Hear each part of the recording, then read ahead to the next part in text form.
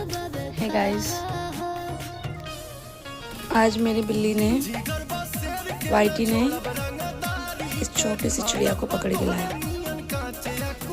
जैसे मैंने उसके मुंह से छुड़ाया, फिर किसी और बिल्ली ने इसको पकड़ लिया। फिर उसके मुंह से मैंने छुड़ाया, इसको थोड़ी थोड़ी चोट आई है और मैंने इसको थोड़ा सा पानी भी पिलाया। यहाँ से थोड़ा ठीक लग रहा है, पहले बहुत घबराया हुआ था। पता नहीं उठ पाएगा कि नहीं,